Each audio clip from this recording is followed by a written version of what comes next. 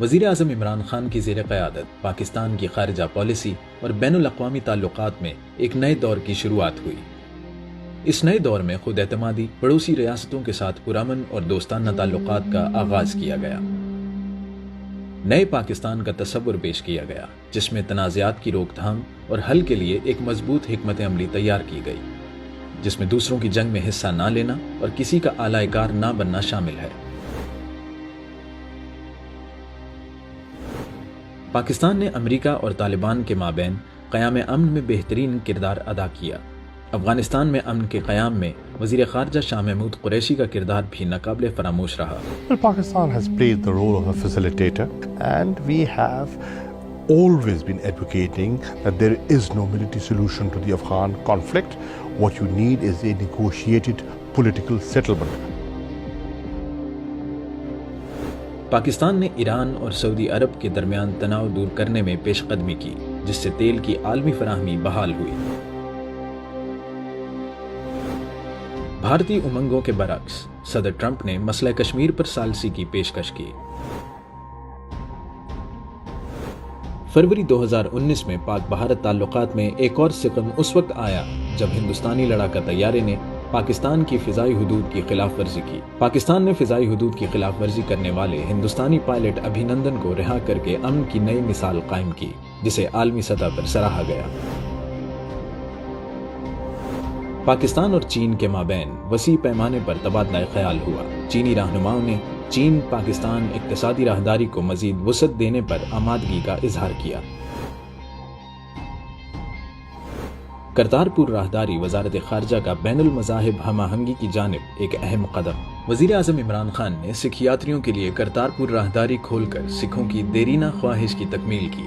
سکھ یاتری بغیر ویزا کی شرط کے اپنے مقدس ترین مقام کی زیارت کر سکیں گے۔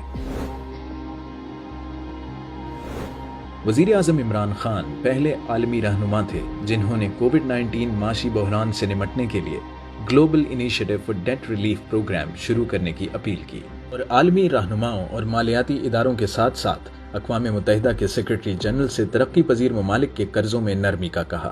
IMF اور ورلڈ بینک کے قرضوں میں نرمی وزیر اعظم عمران خان کے اقدام کی حمایت کا عملی مظہر ہے۔ اسلاموفوبیا کی بڑھتی ہوئی لہر کا مقابلہ کرنے کے لیے پاکستان نے بین الاقوامی سطح پر واضح اور جرأتمندانہ موقف اپنایا۔ 27 ستمبر کو اقوام متحدہ کی جنرل اسمبلی کے 74ویں اجلاس میں وزیر اعظم عمران خان کی تقریر کو کسی بھی پاکستانی رہنما کی سب سے متاثر کن تقریر سمجھا گیا۔ اپنے خطاب میں وزیر اعظم پاکستان عمران خان نے مقبوضہ کشمیر، اسلاموفوبیا، منی لانڈرنگ اور ماحولیاتی تبدیلیوں کی صورتحال پر توجہ دلوائی۔ یہ پہلا موقع تھا جب مغربی میڈیا نے بھارتی مظالم اور انسانی حقوق کی پامالیوں پر توجہ دی اور مسئلہ کشمیر کو عالمی مسئلہ قرار دیا۔ Women, children, sick people, locked in as animals. These are human beings. Mr. President, 100,000 Kashmiris have died in the past 30 years because they were denied the right given by the United Nations, the right for self-determination. 100,000 have died and 11,000 women have been raped. The world hasn't done anything because India is a huge market, 1.2 billion people. And this is the time to take action. And number one action must be that India must lift this inhuman curfew.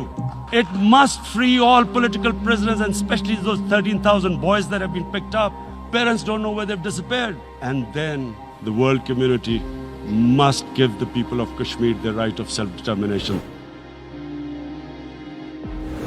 پاک چین آل weather strategic cooperation مزید مستحکم۔ Harvest سی pack کے ابتدائی منصوبوں کی تکمیل، سی pack دوسرے مرحلے میں داخل۔ معدنی ذرائع، پیٹرولیم، توانائی اور زراعت سے متعلق $20 ارب پر مشتمل مفاہمت کی 7 یادداشتوں پر دستخط۔ سعودی ولی عہد شہزادہ محمد بن سلمان نے دورہ پاکستان میں خود کو ریاض میں پاکستان کا سفیر کہا اور سعودی جیلوں میں قید پاکستانی قیدیوں کی رہائی کا اعلان کیا۔ ابو ظبی کے ولی عہد شہزادہ شیخ محمد بن زید النہیان کا دورہ پاکستان۔ دونوں ممالک کے مابین افرادی قوت کی فلاح کے لیے مفاہمتی یادداشت پر دستخط اور طویل مدتی اسٹریٹجک اقتصادی شراکت داری کا آغاز ہوا۔ ملائیشیا کے وزیر اعظم مہاتیر محمد کے دورہ پاکستان کے موقع پر دونوں ممالک کے مابین 5 بڑے منصوبوں پر تعاون کا معاہدہ طے پایا، جس میں عسکری اور تجارتی تعاون شامل ہے۔ امیر قطر نے پاکستان کے ساتھ باہمی تجارت، سرمایہ کاری اور سیاحت کے لیے تعاون کی 3 مفاہمتی یادداشتوں پر دستخط کیے۔ بحرین کے بادشاہ حماد بن عیسیٰ آل خلیفہ نے وزیر اعظم عمران خان کو بحرین کے سب سے بڑے سول ایوارڈ سے نوازا۔ ترکی کے ساتھ اسٹریٹجک معاشی فریم ورک کا آغاز۔ پاکستان اور ترکی کے درمیان باہمی تجارت، عسکری تربیت، ٹرانسپورٹ اور سیاحت کے فروغ سمیت 13 مختلف شعبوں میں مزید تعاون بڑھانے کا معاہدہ طے پایا۔ ترکی کے صدر طیب اردگان نے فروری 2020 میں اپنے دورہ پاکستان کے دوران کہا، پاکستان اور ترکی کے درمیان جو شراکت ہے وہ مسلم دنیا میں بہت کم دکھائی دیتی ہے۔ Duchess of Cambridge Kate Middleton اور duke of Cambridge prince William نے پاکستان کی سیاحتی اہمیت اور ماحولیاتی تبدیلی کے اثرات سے بچاؤ کے لیے کیے جانے والے اقدامات کو سراہا۔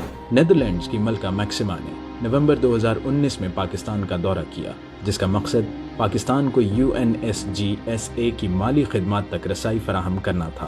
اقوام متحدہ کے سیکرٹری جنرل انطونیو گوتریس افغان مہاجرین سے متعلق عالمی کانفرنس میں شرکت کے لیے پاکستان آئے۔ پاکستان اور یورپی یونین کے درمیان پبلک فائنینشیل مینجمنٹ کے لیے 1,30,00,000 یورو کا معاہدہ طے پایا اور اسٹریٹجک انگیجمنٹ کی منصوبہ بندی کی گئی۔ پاک روس تعلقات میں تاریخی پیش رفت ہوئی۔ دونوں ممالک کے مابین $10 ارب گیس کا معاہدہ طے پایا۔ پاکستان نے انگیج افریقہ انیشیٹو کے سلسلے میں کینیا میں پہلی تجارتی ترقیاتی کانفرنس کی میزبانی کی۔ افریقہ کے ساتھ سیاسی اور معاشی روابط کی بحالی اور مضبوطی کی جانب ایک اہم قدم تھا۔ عالمی بحران کووڈ-19 کے تناظر میں پیدا ہونے والے معاشی بحران کے باعث بہت سے اوورسیز پاکستانیوں کو ملازمتوں سے برطرف کر دیا گیا۔ ایسے میں حکومت پاکستان نے خصوصی پرواز آپریشنز کے ذریعے مشکل میں پھنسے پاکستانیوں کی وطن واپسی کے لیے اقدامات کیے۔